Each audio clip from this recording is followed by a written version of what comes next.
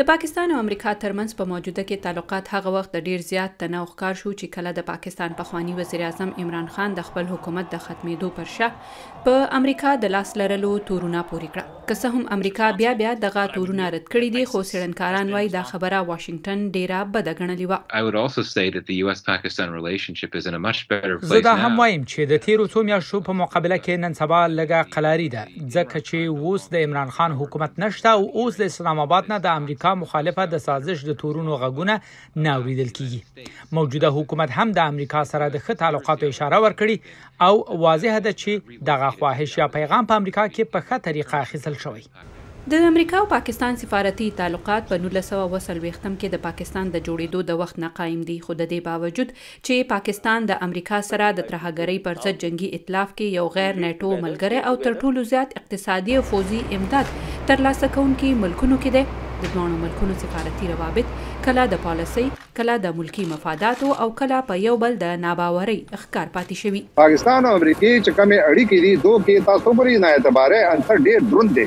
پاکستان او امریکا چې کومه اسټابلیشمنت دی یعنی سیول فوجي قیادت دی، هغه همیشه نه یو بل باندې ډېر اعتبار نه کړي، ولې چې اړیکې ډېر زیات محدود پاتې شوي دي، همیشه نه افغانستان په حواله پاتې شوي دي.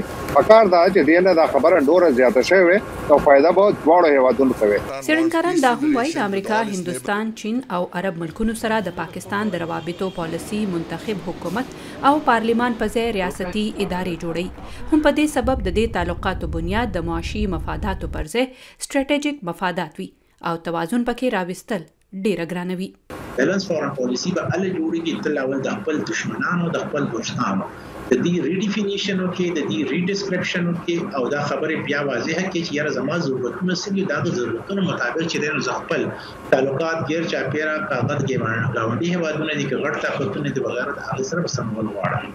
او زما خیال په دې کې دا دی چې پاکستان کې پارلیمنت دی طاقت ورکړي شي، پاکستان اصلي کم طاقت چې د پارلیمنت لپاره کار دی.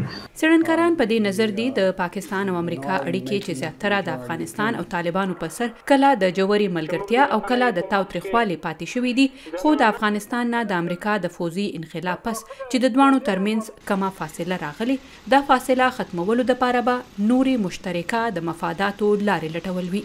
Pakistan no longer has that utility for the US that it used to. امریکا اوس د طالبانو د مشرانو سره د خبرو نوري لارې لټولې دي، که څه هم طالبان په رسمیت لا نه دي پیژندلي، خو په ستره کچه ورسره نیغ په نیغه خبرې روانې دي.